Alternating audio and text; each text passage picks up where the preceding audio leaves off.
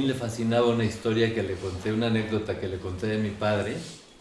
Él era maestro en la Normal Superior y un día llegó un profesor a decirle: maestro Herrera y Montes, le vengo a pedir su firma porque estamos solicitando que se le imponga el nombre del maestro tal y tal a un salón. Y le dijo a mi papá: bueno, pero ¿qué méritos tenía el maestro tal y tal para que su nombre se le ponga a un salón de la Normal Superior?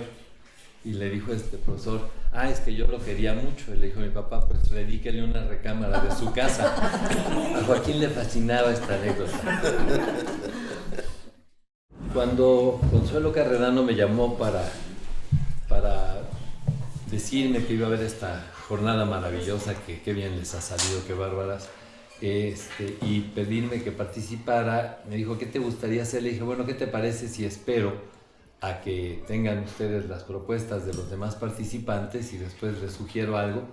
Y viendo las ponencias tan interesantes que había, le propuse a Yael y a Consuelo que hiciéramos una mesa de amigos, que hiciéramos una mesa en la que tratáramos con viñetas de nuestra relación con Joaquín, de dibujar su personalidad, dibujar un poco de su historia. Yo no sé qué habría dicho él acerca de que estuviera yo moderando esta mesa.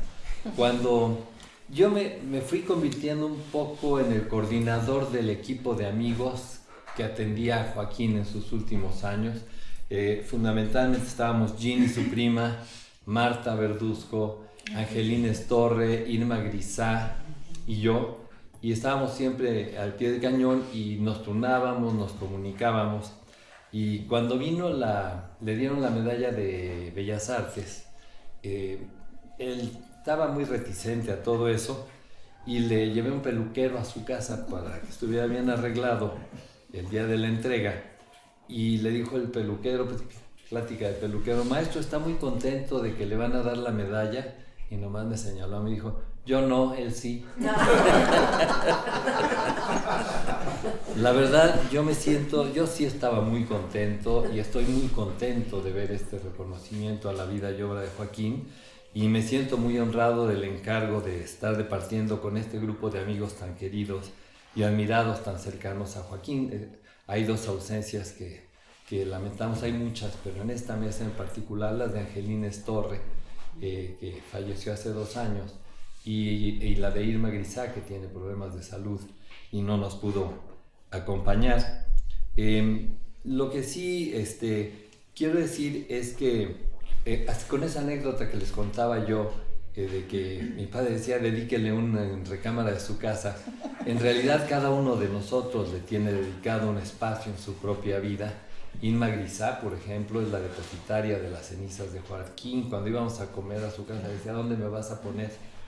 Y bueno, yo voy a hacer presentaciones muy breves aquí en la mesa, porque como precisamente se trata de que cada quien hable de su relación con Joaquín, yo voy a estar hablando muy brevemente de quienes estamos aquí. Está en primer lugar Marta Verduzco, actriz, directora, miembro emérito de la Compañía Nacional de Teatro, que tiene su amistad con Joaquín desde los años 60, una amistad entrañable, y entre 1000 experiencias compartidas que los unieron, Joaquín compuso la música de 3 obras dirigidas por Marta: Quien mal anda, mal acaba, de Juan Ruiz de Alarcón; Nostalgia de la muerte, de Javier Villaurrutia; y El malentendido, de Albert Camus.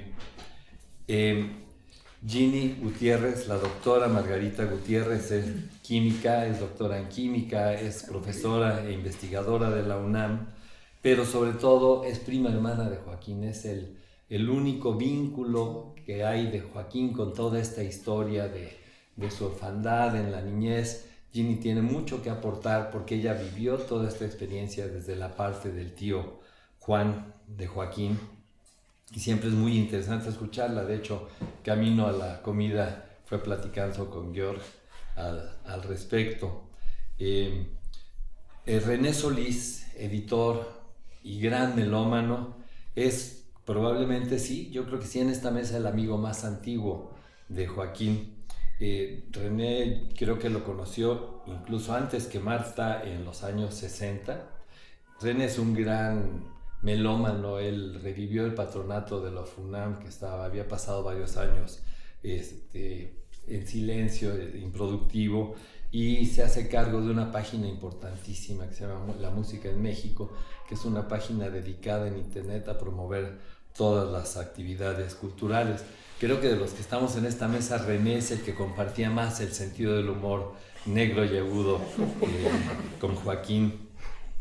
Bernardo Stockder es hijo de Christa Stockder, compañera de Joaquín en el colegio alemán, y por lo tanto conoció a Joaquín desde niño. Él es diseñador industrial dedicado a la comercialización de equipos de sonido de alta calidad, entre otras cosas. Preguntaban por ahí por la relación de Joaquín con Joy Laville. Joaquín, gracias a Bernardo, tenía un extraordinario equipo de sonido que nos dejó encargado que se le entregara a Joy Laville cuando él falleciera, junto con un piano Wagner que ya Joy Laville tenía en préstamo de él, o sea que la relación era muy estrecha desde antes. Y Consuelo Carredano es musicóloga, biógrafa de Joaquín, importantísimo, deus ex machina de este proyecto de investigación, preservación y difusión. Con Consuelo y Gloria Carmona tuvimos un grupo. Joaquín hacía grupos de amigos, se fue construyendo pequeñas familias por todos lados, y con Consuelo y Gloria teníamos esa pequeña familia. Joaquín, dentro de los encargos, dejó establecido que su archivo iría para la doctora Gloria Carredano, quien amablemente había aceptado hacerse cargo de él. Cuando se lo dije a Consuelo, dice: "Ay, nunca me dijo, pero lo hago con muchísimo gusto", y lo ha hecho maravillosamente. Entonces, como les decía, el punto de partida para esta mesa fue pedirles a todos que trajeran algunas viñetas de su relación con Joaquín, y Marta me dijo que a ella lo que le gustaría sería que se leyera un artículo que escribió a raíz de la muerte de Joaquín para una revista teatral, y le encargamos a Ginny que nos haga favor de leerla ellas. Bueno, debo decir que es una audacia, una química leyendo a una actriz. Me asusta, pero bueno, voy a tratar de hacerlo lo mejor posible. Mi amigo Joaquín Gutiérrez Heras. Nos conocimos al inicio de los años 70, en la amada Casa del Lago. Él impartía un cursillo de apreciación musical. Yo era la secretaria de Tomás Segovia, otro queridísimo amigo recientemente fallecido. Además, participaba en casi todos los recitales poéticos y en algunas obras teatrales. Quinos, como también lo llamaban sus amigos, vivió desde siempre en la orfandad. Nadie le enseñó a mostrar afecto a sus amigos. Era un hombre retraído, de pocas palabras, difícil de tratar, reservado, crítico, severo, melindroso y a veces egoísta. Odiaba lo trivial, la vulgaridad, la sensiblería, los boleros, la bravuconada de la música ranchera, pero sobre todo odiaba la música meliflua de Agustín Lara, que tanto amaba mi mamá.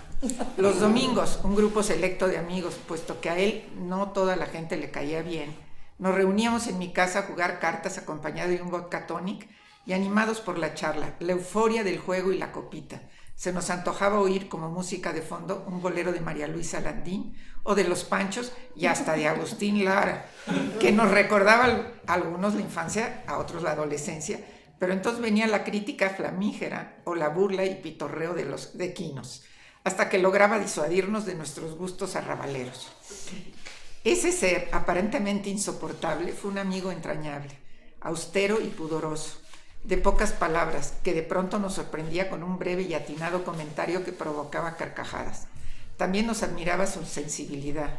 Durante una de sus clases explicaba a sus alumnos el infinito dolor que llevaba al suicidio a Madame Butterfly. Estaba tan conmovido que no pudo controlar su sentimiento. Se le cerró la garganta y se le rasaron los ojos de lágrimas. En otra ocasión, María Elena Arispe y Álvaro Vitrán hicieron en su casa un concierto para festejar el cumpleaños de Salvador Flores. Fue una noche exultante. Teníamos a los músicos a medio metro de distancia, así que podríamos observar las miradas de complicidad, pequeños guiños y el júbilo al interpretar la música. Música de cámara, naturalmente. Al término del concierto, pasamos al comedor a disfrutar de una magnífica cena acompañado de un delicioso vino. Todos estábamos eufóricos, hablábamos y vivíamos contentos cuando de pronto a Joaquín, con los ojos llenos de lágrimas, lo veo, y angustiada le pregunté, ¿qué pasaba? No lloro por aflicción, sino de felicidad, me contestó. Detalles como estos tuvo a lo largo de nuestra amistad. Fue la manera de decirnos que nos amaba. Este frágil y erudito ser fue capaz de componer música violenta, vigorosa, alegre o melancólica, que ojalá oigamos pronto en un merecido homenaje a las autoridades culturales. Homenaje a las autoridades culturales tienen la palabra. Marta Verduzco, marzo de 2012.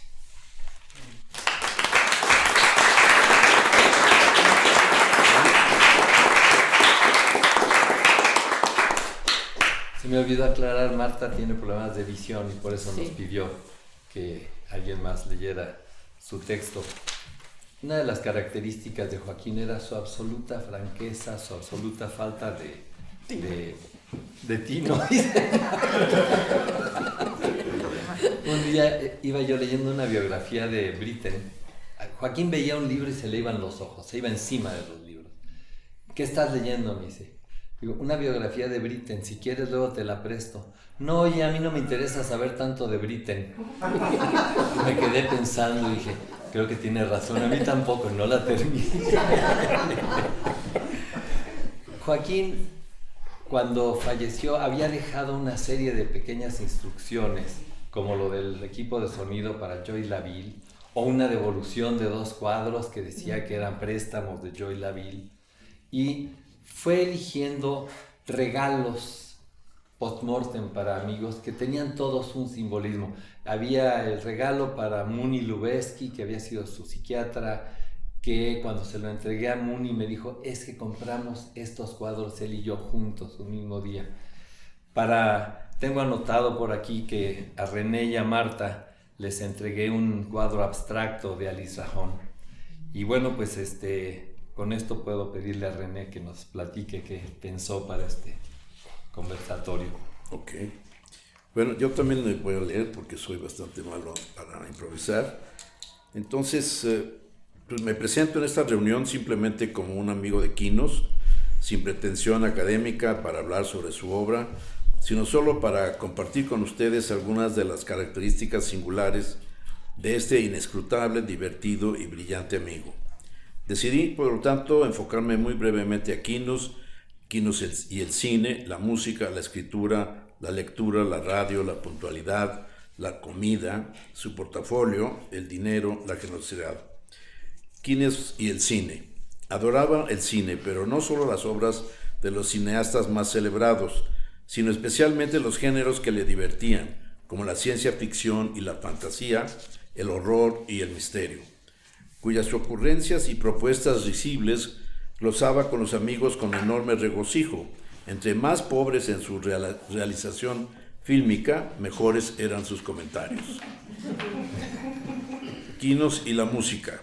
Su pasión callada y reflexiva, un dominio basado en un profundo conocimiento y expresado con una sensibilidad que le permitía seguir un camino individual, ni vanguardista ni nacionalista, como en todas sus preferencias, compuso lo que quiso para el cine, el teatro, para los músicos admirados y amigos, y para la sala de conciertos.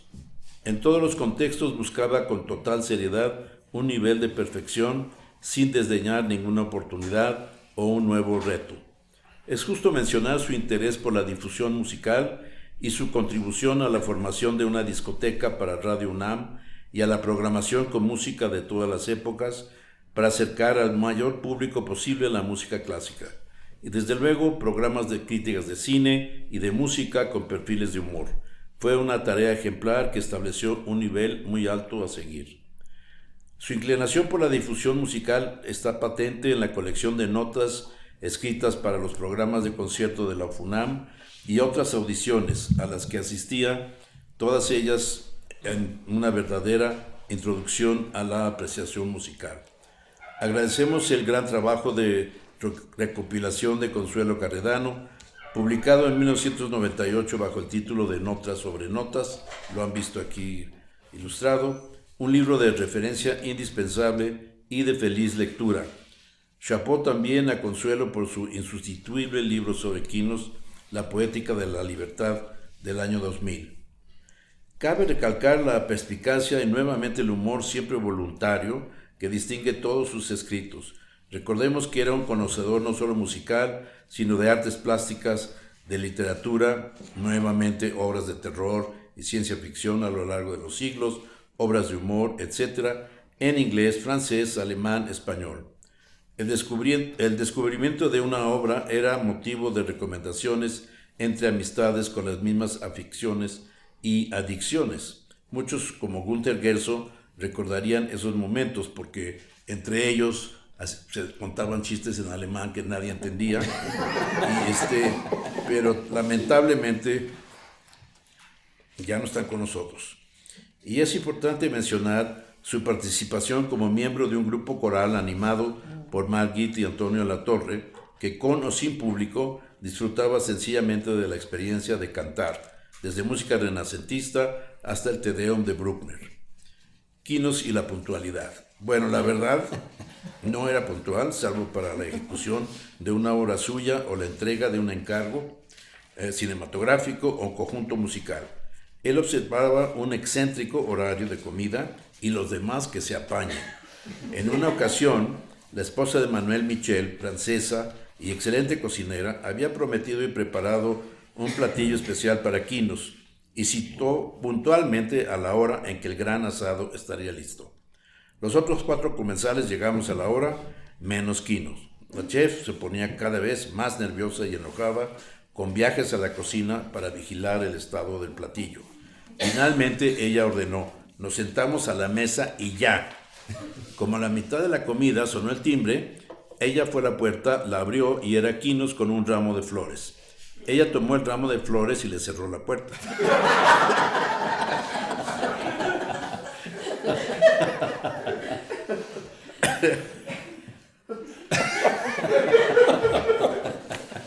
Es que fue muy chistoso.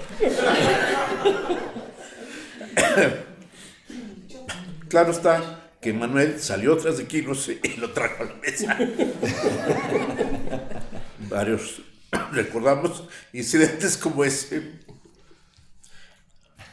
Le gustaba comer bien, pero cuidado, odiaba el perejil y se podía pasar los minutos que fueran necesarios retirar del plato. Hoja por hoja de la hierba maldita. Unas palabras sobre el misterioso portafolio que todos conocimos y del que no se desprendía. ¿Qué valores contenía? ¿Acaso, como Marcel Proust, fue accionista de la Compañía Mexicana de Tranvías? ¿Serían certificados de oro sudafricano? ¿Cartas de amor u odio? Nunca supe hasta un día, cuando la salud le impedía caminar o subir bien escaleras, me pidió su asistencia entregándome su preciado portafolio, que no pesaba nada porque no contenía nada.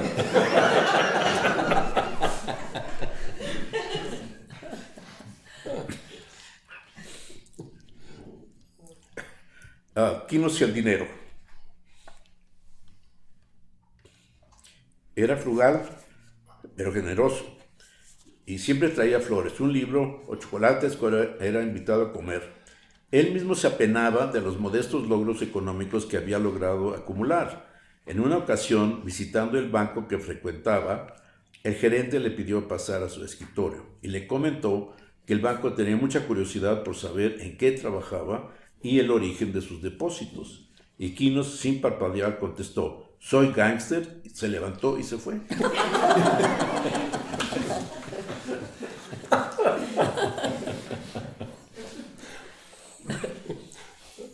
Quinos y sus amigos. Era curioso encontrar personas desconocidas provenientes de muy diferentes ámbitos, incluyendo familiares, que sorpresivamente hablaban de su amistad y admiración por un personaje llamado Quinos, porque era una persona entrañable para quien llegó a conocerlo y admirarlo, a través de una fumarola de misterio, silencio, modestia y a veces de ocurrentes dardos envenenados.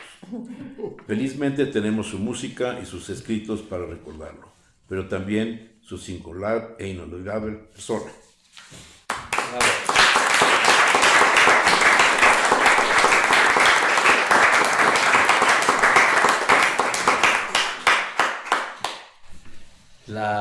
Algo de lo que no se habla es precisamente de la historia financiera de Joaquín.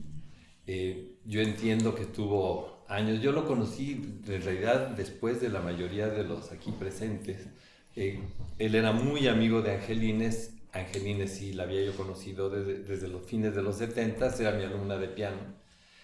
Pero cuando entré a la dirección de música de la UNAM fue cuando conocí a Joaquín, porque él trabajaba ahí y tenía una plaza pequeñísima de técnico administrativo para hacer notas a los programas de la FUNAM, y fue lo que cambió su situación económica. Fue que a raíz de que le dieron el doctorado honoris causa, hablé con el doctor Sarucán para decirle: doctor, un doctorado honoris causa está teniendo esta plaza, y entonces se le dio a Joaquín una plaza de maestro en el CUEC, del que te habló mal a Juan Arturo, no, él habló mal del CCC, ¿verdad? Del CUEC, precisamente para trabajar la música de las películas de los alumnos, y cuando se le dio el Premio Nacional de Artes obtuvo la beca de creador emérito. Y lo que ocurría era una cosa muy curiosa con Joaquín, era muy generoso. Alguien le decía: oye, voy a hacer ¿no necesitas que te preste? De hecho, a su chofer le prestó 60,000 pesos para que echara una loza en su casa. Era un hombre que tenía este desprendimiento, pero entiendo que en sus épocas, por lo que me cuentan sus amistades, entiendo que en sus épocas de escasez económica era mucho más contenido. Bernardo, como les decía, yo lo conoció de niño. Sí, pero así de lejitos. O sea, sí. No, la primera vez que vi a Quinos, pues habré tenido 10 años o menos, que mi mamá me llevó a Bellas Artes a ver un programa, y entre ellos estaba programado una obra de Quinos, no sé cuál haya sido, pero de repente, como se acostumbra en estos conciertos, se para Quinos terminado su obra y se acerca a saludar al director, y mi mamá me dice: mira, ese es Quinos, ese fue compañero mío de la escuela de niños. Ok, pero pasaron más de 30 años y yo no supe nada de Quinos, y no fue hasta una comida en casa de Irma Grisá, nuestra querida Irma Grisá, y Eduardo, su esposo, que asistió Quinos también, y así hubo varias comidas y yo lo admiré, lo sigo admirando muchísimo, y nos entendimos bien. Y en un momento yo le dije: oye, Quinos, yo soy melómano, amo la música, pero quiero amarla más, quiero entender más de qué demonios se trata. ¿No me puedes dar algunas clases?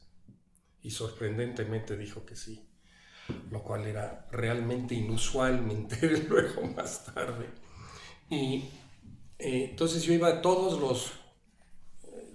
fue más de 10 años que iba yo todos los miércoles a casa de Quinos. Y al principio él me quería convertir en músico, y al poco tiempo claudicó y dijo: ¿sabes qué? De plano, tú no sirves para esto, mejor démosle un giro y hagamos unas sesiones entre amigos y ver apreciación musical. Entonces, gracias a él conocí un montón de música que yo ni conocía, o sea, Dufay, Machot, Monteverdi. Él amaba Monteverdi. Llegó a decirme en una ocasión: es que yo no entiendo, Monteverdi ya tiene todo lo que siguió. Entonces dije: pues solo él entenderá de esto y sabrá por qué. Pero Monteverdi era así como uno de sus grandes héroes. Y pasé yo ratos muy a gusto con él, y seguíamos viéndonos también socialmente en casa de Irma y Eduardo, pero luego también iba a nuestra casa. Eso sí, no perdonaba nunca su plato con papaya y limón. Eso era obligado. Y luego, ocasionalmente, una cama para echarse una siesta. Era genial nuestro querido amigo. Y luego también le encantaba, tú decías, la ciencia ficción, películas de ciencia ficción. Recuerdo muy bien que compartíamos el gusto por una película que se llama El Quinto Elemento. Entonces, bueno, ahí nos sentábamos a ver películas y la pasábamos muy a gusto. Muy a gusto. Pero sí hubo ciertos momentos no tan alegres. Sucedió que el día que murió Eduardo Mata, él recibió una llamada telefónica en su casa, estando yo con él, y fue cuando le comunicaron que su gran amigo Eduardo Mata había muerto. Y Y es la única vez que yo vi a Quinos cerca del llanto. O sea, eso sí, le pegó durísimo y obviamente yo dije, bye, bye, pues, ¿qué sigo haciendo yo aquí? Clases ya no va a haber. Y ese fue un momento triste para él y para muchos. Pero una anécdota curiosa es que un día me dice, oye Bernardo, no vayas a decir que eres mi alumno. No vayas a decir que eres mi alumno porque arruinas mi reputación. Oh my God. Sí, no, su sentido del humor era extraordinario. No, porque sí había quien, o sea, hubiese querido tomar clases con Quinos y yo estoy ocupando. Es como le sucedió a mi esposa cuando se presenta en la UNAM para inscribirse a la maestría de psicología y le dicen, ¿y usted qué hace aquí? No, pues quiero estudiar, pero es que usted le está quitando el lugar a alguien que realmente sí va a hacer algo con la carrera, ¿no? Entonces, así me siento, me sentía yo luego a veces. Y pues lamentablemente se nos fue. Y nos pusimos muy tristes, mi esposa y yo. En fin, quizás luego todavía me acuerdo de alguna otra cosa, pero esto es así a grandes rasgos.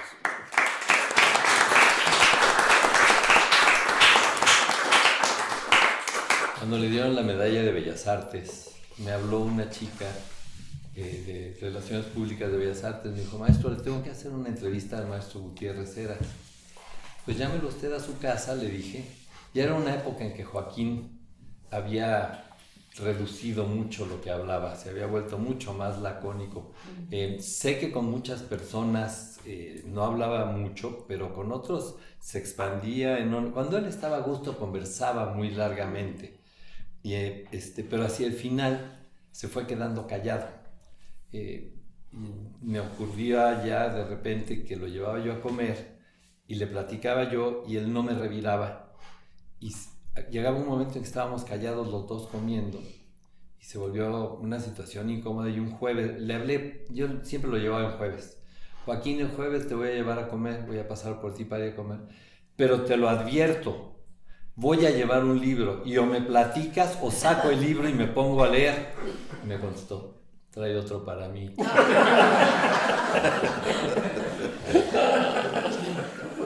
Joaquín, cuando le habló esta chica, me habló esta chica, le dije, háblele, entrevístelo y si tiene usted algún problema, me llama y yo le ayudo. A los 5 minutos me habló, maestro, ¿me puede ayudar a hacerle la entrevista? Dije, sí, ¿qué pasó? ¿No lo encontró? Dice, es que me colgó el teléfono. Entonces le hablé, le dije, Joaquín, ¿que le colgaste el teléfono a esta chica de Bellas Artes? Sí. Dice, le digo, ¿por qué? Dice, me empezó a hacer preguntas idiotas y me dio coraje. Le dije, Olga, le voy a colgar y le colgué. Ahora, esto tiene cierta relevancia porque en la mañana me resultó muy interesante lo que Leonora comentó de que Joaquín les dijo que Da Capo le había dado una nueva vitalidad para componer. Joaquín tuvo, sobre todo a partir del 94, una crisis con ese tema. No quería componer. Él sentía que su música no tenía, nos decía, es que mi música no le sirve a nadie. Cuando haces música para una película es una música que tiene un propósito, pero yo no siento que nadie necesite mi música. Y era un pleito porque en la dirección de música estábamos presionando, logré comisionarle una obra y compuso la Sinfonía Breve, luego le estrenamos Ludus Autumni, pero ya no quería seguir componiendo y el error de esta chica fue que cuando le dieron la medalla de Bellas Artes, la primera pregunta fue, a esta altura de su vida, ¿qué significa para usted la creación musical? Entonces sí, tocó un punto muy sensible. Entonces, dentro de las preguntas que le hice yo a Joaquín en la entrevista, le hice una relacionada con lo que decía Juan Arturo en la mañana. Joaquín, una de las cosas que se reconoce en tu música es la pulcritud, la economía de medios, que no hay en tus obras una sola nota que sobre. Y me contestó, pues si no pongo más notas es porque no se me ocurren. Pero me resultó muy interesante porque creo que en el caso de Joaquín, muy posiblemente por su historia, la creación musical haya tenido mucho que ver con esta cuestión de relacionarse. Esto de que al cuarteto latinoamericano sí le hizo 2 cuartetos de cuerdas y a Da Capo sí les hizo ciertas obras, y a Marta sí le hizo música para 3 obras de teatro. Yo creo que era parte de esta estructura, que me corrija aquí la psicóloga, pero creo que era esta parte de estructura de Joaquín en la que iba creando sus familias, sus cariños, sus relaciones. Y claro, cuando se trataba de hacerlo así al vacío, prefería ver películas de ficción o irse al estudio de Mario Lavista a la 1 de la mañana y se ponían a platicar a esas horas, estaban atravesando la calle. Como les decía yo, a Consuelo Carrerano le cayeron un montón de cajas por sorpresa, pero totalmente, que venían de una relación de mucho cariño con Joaquín, sí, que se fortaleció con la biografía. Creo que yo fui la última, incluso antes, después de ti, en conocer a Joaquín. Primero fue una relación a través de quien era mi pareja en aquel tiempo. Y costó un poco de trabajo que Joaquín me aceptara o me mirara, porque no me miraba a la cara, ¿no? Entonces, bueno, yo esperé pacientemente y un buen día se preocupó por mi salud, por mi familia, por mis hijas, en fin, como que empezó a hacer una relación de tipo personal. Yo en aquel tiempo estaba en el CENIDIM y estaba muy cercana a Gloria Carmona, como te consta. Y en algún momento Gloria me dijo, oye, tienes tanta cercanía con Joaquín, nadie ha hecho nada sobre Joaquín, deberías de... Y me dio la idea, de hecho lo reconozco en el libro, ella me regaló la idea de trabajar algo, de hacer algo para, pues, para recordar, bueno, para que saliera un poco a la palestra, como digo yo, porque vivía casi oculto para el medio musical. Y entonces, bueno, hice el libro. El primer libro que hice fue el de la Poética de la Libertad, que reuní todo lo que ya se había escrito sobre él. Y entonces le dije, a ver, Joaquín, me tienes que dejar consultar tu archivo. Y necesito entrar y ver. No, así no vamos a trabajar. Yo voy a tu casa y yo te voy a ir llevando documentos conforme yo vea que tú vas a querer saber. Le digo, mira, es que quiero saberlo todo. Porque nadie sabemos de dónde viniste, quiénes fueron tus padres, qué hacías de niño. Y entonces fue como, creo que por primera vez que se plasmó en papel todas estas cuestiones que se han comentado hoy, fue hijo natural de un español, de ahí le venía, bueno, pues le venía un poco ese coraje contra todo lo español y ese amor por todo lo que era judío, ¿no? Que él se sentía muy identificado. Lo hemos hablado ya él y yo traté siempre de convencerlo de que se reconciliara con su parte española, que la tenía y no la podía negar, pero bueno. Cuando empezó la segunda etapa mía de relación con él, venía a mi casa y me traía los papelitos así. ¿Pero qué quieres saber? Bueno, quiero saber quién te encargó tal obra, no sé qué. Y entonces, con un papel escrito por él, me decía, me la encargó Bellas Artes en el año tal y me pagaron tanto. A ver, ¿dónde está el contrato? Quiero ver más cosas. No lo daba, ¿no? Pero el mayor conflicto que tuvimos él y yo fue el incluir la música de las películas. Le dije, no, Joaquín, estas no son todas. No, pero esa no la pongas. A ver, entiéndeme. Por un lado, soy tu amiga y te quiero mucho, pero quedo muy mal como investigadora si yo no junto toda tu obra como está planteado cronológicamente. Se negaba que consignara ciertas películas que no se sentía orgulloso de, pues no sé si de la película o de la música que había hecho, yo creo que no. Él nunca se abarató con nada de lo que hizo, pero sí tenía un pudor enorme para ser reconocido como músico de cine. Ciertas películas le parecían adecuadas y ciertas no. Entonces, bueno, eso lo hicimos de esa manera.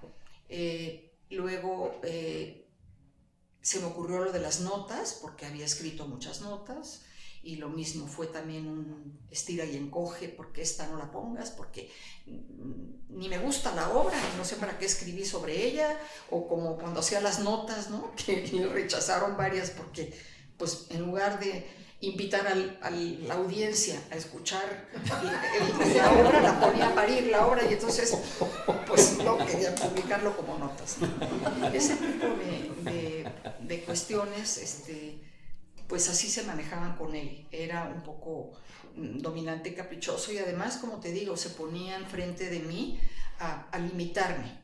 ¿Cómo no me iba a sorprender, Raúl, que de pronto me enterara yo que me había dejado su archivo, cuando lo único que no vi para hacer los trabajos fue el famoso archivo? Entonces, cuando me llama, bueno, estuvimos cercanos en los últimos días de Joaquín. Cuando me llamaste un domingo, me acuerdo, si quieres ver a Joaquín, sabías que me iba yo a la biblioteca de Austin con Victoria Eli, porque estábamos haciendo un libro. Me dijo, ven ahorita, porque si no, no lo ves. Efectivamente, estaba Ginny ahí en la casa, y tú, pues, ni por aquí me pasó. Cuando ya me llamas, que tienes que vamos a comer, que nos fuimos a comer, por cierto. Oye, pues te tengo la noticia de que mañana te voy a llevar las cajas, creo que son 9 eran, Magali sabe mejor porque eran 9 cajas. Pero yo, ¿por qué? ¿O qué? No, pues Joaquín me dijo que ya te había dicho. Yo, no, que nunca me dijo nada. Y me dejó un cuadrito que, por cierto, Edmundo, en una de las fotos... Pájaro con limones, ¿no? Sí, ese cuadrito lo tengo ahí en mi estudio colgado, cosa que le agradecí mucho, y sobre todo la confianza que me tuvo para dejarme el archivo. Y pues durante mucho tiempo tuve esa carga de ver qué iba a hacer con el archivo, porque siempre pensé que lo podía haber donado él directamente a una institución, pero que si me lo había dejado a mí era para que yo fuera en algún momento intermediaria, hiciera algo con ese archivo y luego yo misma dijera dónde debería estar. Entonces, bueno, yo tenía varios compromisos de trabajo, varios libros que entregar, artículos, y pues dije, ya no pasa de este año que voy a hacer algo con el legado de Joaquín. Entonces fue cuando me comuniqué con Yael, le dije, a ver, Yael, Joaquín también iba a tocar contigo a 4 manos, estamos como un poco comprometidas. Él fue también muy cercano a ella, a su familia, igual que a la mía, que tengo una hija arquitecta y le encantaba ver sus maquetas y ayudarle con los dibujos. Y entonces fue como montamos pues todo un proyecto que, bueno, fuimos llamando, creo que a las mejores, ¿no? A Leonora, a Ana, a Luis Jaime, a Gustavo, en fin, hicimos un grupo. Álvaro Vázquez Mantecón, se me va a olvidar alguien seguro, porque tratamos de que fuera un grupo multidisciplinario, que cada quien aportáramos algo, y sobre todo pues hacer varias actividades de difusión, y finalmente entregar el archivo ya ordenado, digitalizado, sistematizado, para que pues llegara a todo el mundo. Hablé con la directora del instituto, tú sabes eso, Raúl, y pues feliz de recibir la donación. No es el único músico que está albergado en el instituto, está el archivo de Pomar, de Kostakovsky, de este violinista Rubalcaba, y bueno, pues ahora estará el de Joaquín, porque interesa mucho. De hecho me acaban de preguntar sobre, pues, por las películas, por su relación con la literatura, la poesía, en fin, fue un hombre tan multifacético y con tantos perfiles tan interesantes, que yo creo que pues desde el teatro, el cine, todo hay mucho pues que recuperar y que mostrar ahora sí que al mundo y a las nuevas generaciones, como dije antes. Pero bueno, esa fue mi relación con él. Le gustaba mucho la comida de mi casa. Y yo le decía, Joaquín, pero es que siempre te... No, tú vuelves a hacer lo mismo. Le gustaban esos parecitos con el jamón serrano y... Me encantaba. Y ya tenía ya estaba muy enfermo y metía el coche para no caminar. ¿Tú te acuerdas, Raúl? Y finalmente, pues, me dijo...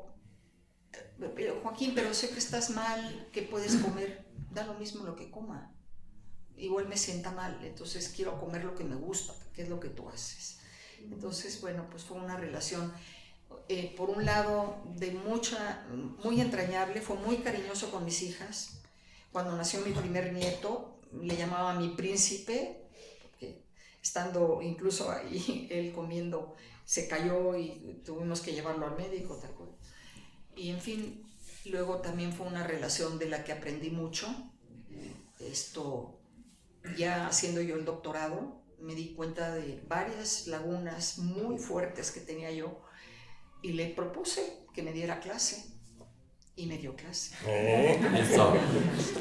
Pero Gloria Carmona, yo quiero ir contigo. Pues vamos, oye, pero no le tenemos que pagar a Joaquín, no vamos a abusar, decía Gloria.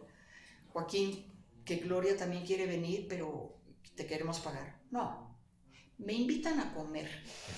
Entonces, una vez tú y una vez Gloria. Y así lo hicimos. Pero, claro, nos ponía dictados, acordes, de todo. Y conocen esto, ¿no? Y ahí tengo todos los apuntes y todo lo que nos enseñó a partir de un acorde, por ejemplo, y estábamos horas enteras entendiendo cómo se formaba. Luego decía, ¿cómo? ¿No distinguen un acorde napolitano? Lo tienen que oír. Así. Bueno, nos regañaba bastante, pero creo que las dos aprendimos y nos dejó un recuerdo inolvidable.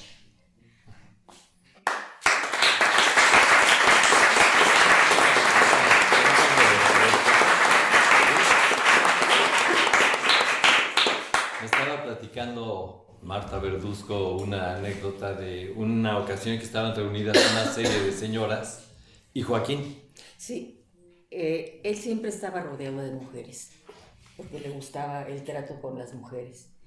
Y entonces empezamos a hablar de nuestras enfermedades, y no pensé que a mí me pasa, y de pronto dice, bueno, ¿y de la próstata qué?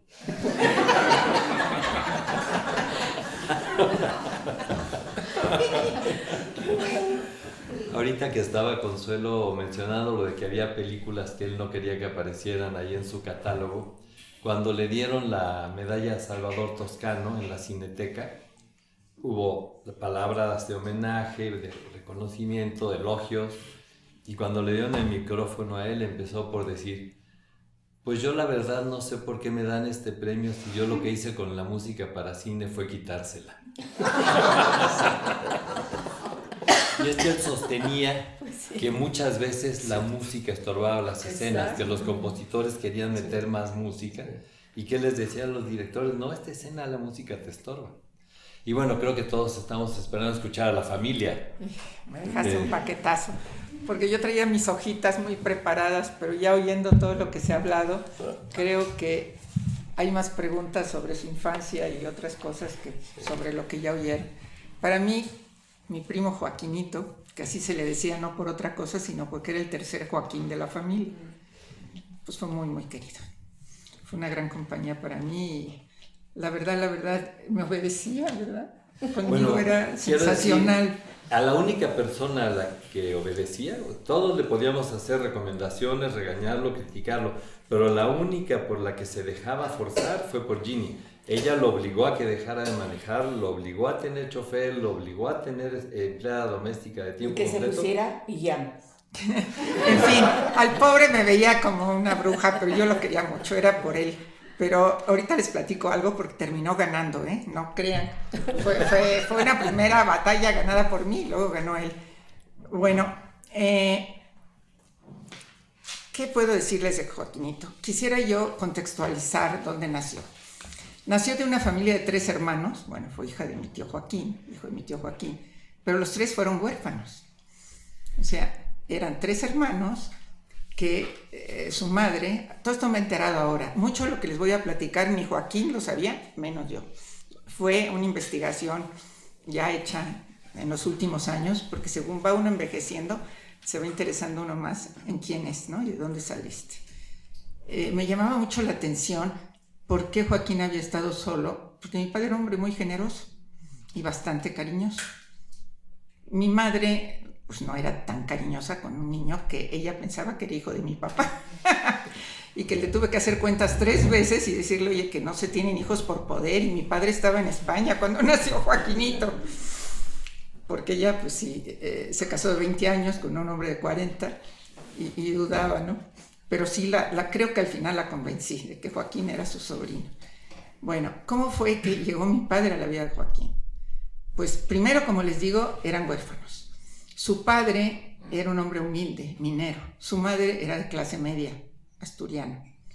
Su hermano era el canónigo de la Catedral de Oviedo, era cantante del Papa. Era una familia muy musical. Lástima que yo saqué lo oaxaqueño y en esta familia no había músicos, la parte mía, pero la parte de mi padre había muchos músicos. Y se quedó con esos 3 chicos, a los cuales los metió internos. Pero era dar educación en esa época y tener acceso a la educación. Mi padre tenía idolatrada la educación, decía, la educación es la salvación, ¿sí? Para él era todo. Y lo demostró. Lo que pasa es que tampoco era un niño de familia. La madre entonces ponía una escuela, pero no podía mantener a los 3 niños. Entonces quedan a cargo del tío, que los mete a un internado que yo cuando lo conocí dije, qué horror. Era en Oviedo, que es así como medieval, todo es oscuro. Y así era la escuela, era un lugar lúgubre, muy lúgubre. Y, en fin, muere el hermano. El tío decide, al mayor a México con un amigo a trabajar, al segundo cura, sin decir que tenía ningún deseo de ser cura, pero era una manera. Y el tercero, que era mi padre, le fue bien, porque lo hizo estudiar comercio en aquella época, quién sabe cómo se llamaría, en Oviedo. Y cuando muere el hermano, lo manda a México a ver qué había pasado con el hermano. Él llega, pues, con una mano por delante y otra por detrás, con un ingenio que nunca fue negocio, fue su amor. Le decíamos que era su amante, porque dedicaba todo al ingenio. Era muy chiquito, entonces nunca fue negocio, porque el tamaño de un ingenio determina sus posibles ganancias, pero en un lugar mágico. Joaquín nunca fue poblano, lo siento, era oaxaqueño. Su madre era oaxaqueña, todos nosotros somos oaxaqueños. Pero este lugar sí es muy mágico. No sé si algún día, ahora ya es fácil ir. Es un lugar que tendría que ser tan seco como Tehuacán. Si han pasado por ahí, son un suelo calcáreo totalmente desértico, con una serie de plantas muy importantes, pero nada un vergel.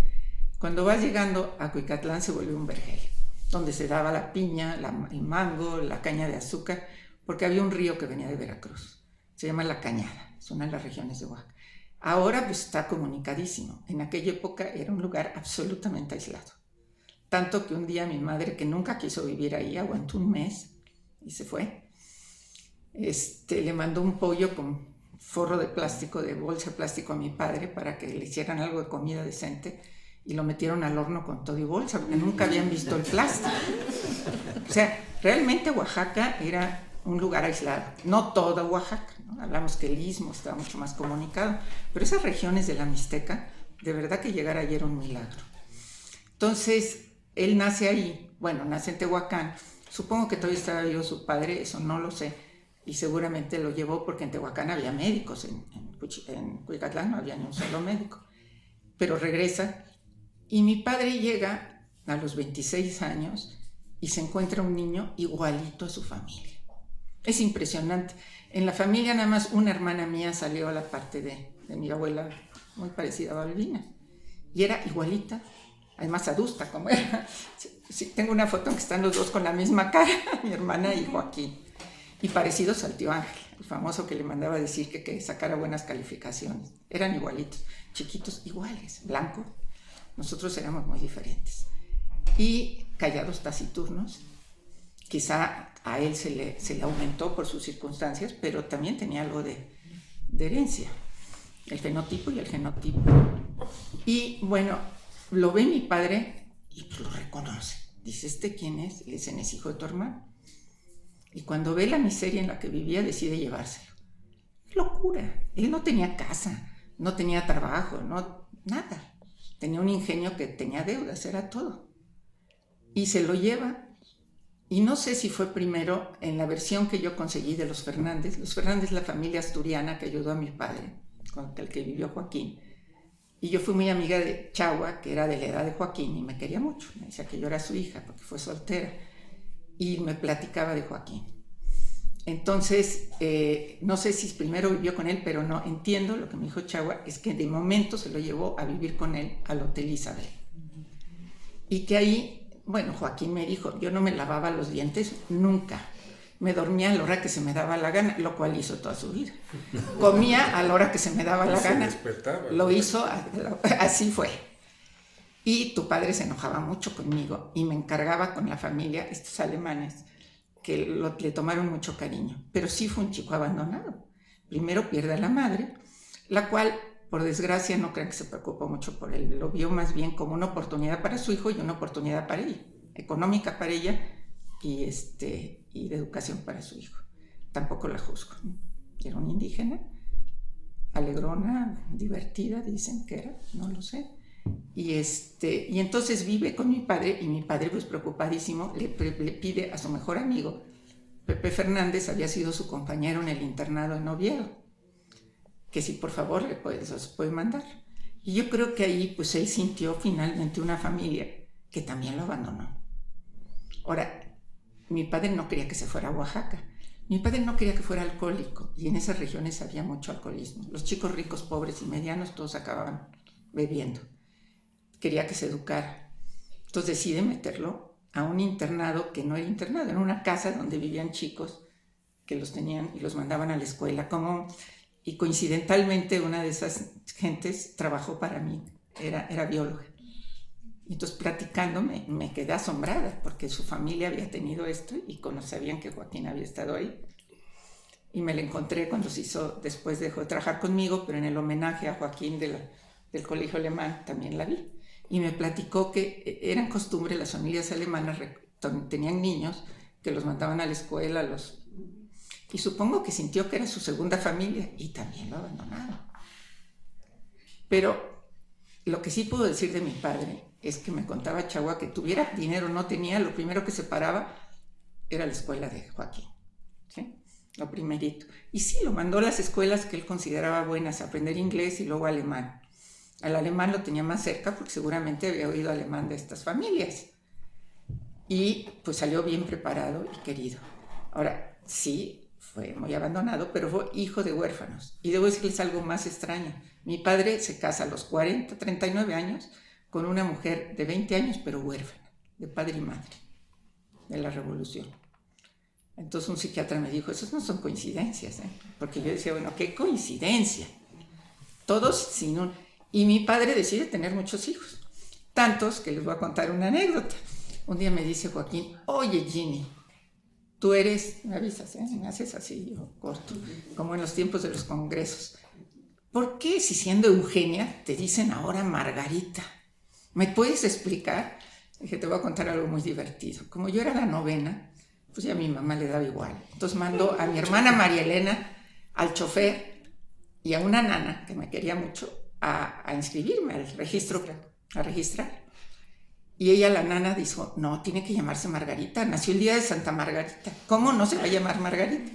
Entonces dijo, se llama Margarita. Y luego dijeron, bueno, Eugenia. Entonces quedé como Margarita Eugenia. Y cuando llegó con mi mamá, que nunca vio los papeles, y nadie se los pedía, dijo, no, es Eugenia. Ah, bueno, y le puse el Margarita, porque pues nació el día de Santa. Entonces mi mamá escribió Eugenia Margarita, y así me inscribió en la escuela. Hasta que entré a la UNAM. Ahí sí porque no pedían en las escuelas. También por eso se explica que Joaquín pudo ser Joaquín Gutiérrez cuando en el acta de nacimiento, me entero ahora, que se llamaba Wenceslao Eras, de padre desconocido. Y mi padre dice que es hijo de su hermano y que es Joaquín Gutiérrez y que es el hijo de su hermano. Y pudo lograr que fuera Joaquín Gutiérrez, sin papeles. Bueno, yo fui fui Eugenia cuando yo era Margarita oficialmente. Eran épocas que no pedían papeles, menos en los lugares pequeños. Yo me fui a Oaxaca a los 3 años. Entonces llego a la universidad y pues un rebote. Entonces el abogado general era amigo de Armando Bolaños Cacho, que era mi padrino, y me lo arregla a la mexicana. Hicieron obsiso el asunto, yo seguí en la UNAM. Hasta que empiezan los líos de las publicaciones. Yo tenía que publicar como Margarita Gutiérrez. Y en mi casa puse un letrero: soy Margarita Gutiérrez, no cuelgo. Y esto Joaquín, ¿cómo se botó de risa? Me decía, ¿en serio? Bueno, te llamaré Margarita. Nunca me dijo Margarita. Y yo nunca le dije, no le pude decir Quinos, con todo que me gustaba el nombre, porque es mucho más bonito que decirle Joaquinito, ¿no? Pero pues el nombre de la familia era Joaquinito. Bueno, Joaquinito pasa todo eso, y yo creo que el coraje con su padre fue porque se murió. No tuvo tiempo de no quererlo. Pero imagínense, lo dejó solo. Sus problemas empezaron cuando su padre muere, porque murió muy joven. Si tenía mi padre 26, él haber tenido 32, cuando mucho. O sea, muere, pues había disentería, de tifus, muere de tifus. Entonces, y sin médicos, pues vete a saber qué pasó ahí. Entonces, el coraje fue ese. Y luego el coraje con mi padre fue cuando que no le dijo nada. Se entera cuando le pide el pasaporte. Todo esto que le estoy contando fue secreto familiar hasta el día de hoy. Lo sabían 3 amigos, entre ellos tú. Nadie más. Contigo nunca lo hablé. Nunca, porque se me hacía dolorosísimo para Joaquín saber todo esto. Entonces pues, se volvió, nunca tocamos el punto. Ahora, él sí vio su acta de nacimiento porque tenía la necesidad del pasaporte, y ahí fue su gran crisis. Y sintió que mi familia ya no era su familia, aunque seguimos siendo familia, seguimos, pero él sintió así como que, ¿qué hacía ahí, no? Porque además él llegó pidiendo su herencia, o sea, siendo el hijo de Joaquín Gutiérrez, y resultó que no lo era. En fin, mi padre le había pagado la carrera de arquitecto, negociando que no fuera químico. Él quería después que fuera ingeniero, y llegaron arquitectos. Nunca hablaba de arquitectura más que con mi hijo. Tengo un hijo que es apasionado de la arquitectura. Iñaki Echeverría es así, un loco arquitecto que todo el tiempo habla de arquitectura, escribe.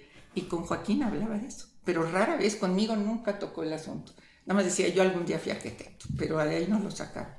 Entonces se ve que, como les dije, la carrera fue un trampolín para poder. ¿Y cuándo se decide ser músico? Pues cuando lo premian, cuando lo reconocen. Aunque todavía, como tenía sus dudas de si tocaban su música o no, él tenía que saberse valioso. Era un hombre muy creativo.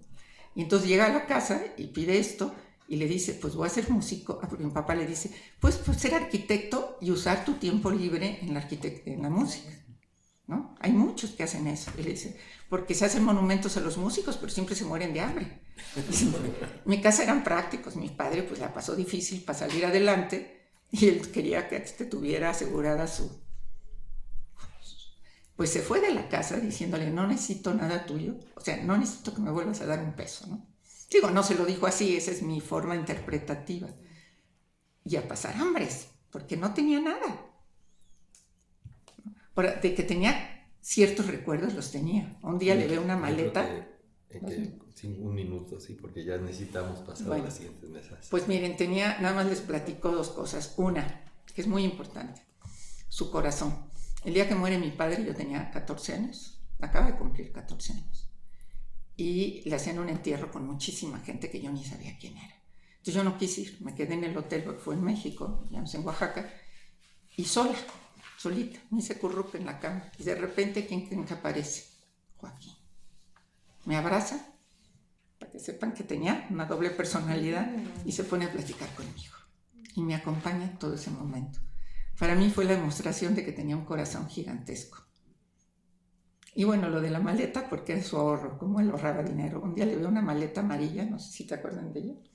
Le digo, ay, primo, te compro una maleta, pero ya deja esa maleta. Y me dice, ¿por qué? Tengo 2 buenas razones. Una, es la maleta que me dio tu padre en mi primer viaje. Y segunda, sigue sirviendo, ¿por qué la voy a desperdiciar? O sea, él no gastaba, aun cuando ya llegó a tener dinero, en él no gastaba dinero. Y por último, las Coca-Colas, porque esa es su señal. Tenía una voluntad de hierro, como ven, se enfrentó a mi padre para ser músico, y se enfrentó a todo, a la pobreza, a no recibir apoyo, a estar... Pero cuando llegó a vivir a mi casa, él tomaba 2, 3 Coca-Colas al día, frías. Entonces todo el mundo me dijo, no, pero tienes que alimentar bien. Corté Coca-Colas. Bueno, estaba yo en la universidad y me habló un amigo, me dice, un vecino de Chimalistán donde vivo. Oye, vi a tu primo salir de Walmart trastabilando así, casi cayéndose, con 2 paquetes de Coca-Cola. Pero se iba a ir de boca. Lo recogí, lo llevé a tu casa. Pues salí volando del trabajo. Llego a la casa y le dije, Joaquín, ¿por qué hiciste eso? Porque quiero Coca-Colas. Le dije, bueno, hacemos un trato. ¿Tú no vuelves a salir ni cargar cosas? Sí. Y yo que te doy Coca-Cola todos los días. O sea, que al final logramos revertir. O sea, yo podía ordenarle, pero al final él definía qué era lo que aceptaba y lo que no aceptaba. Fue un gran hombre, un gran corazón, y les platico esto porque para mí fue muy querido. Fue realmente un hombre que todavía extraño.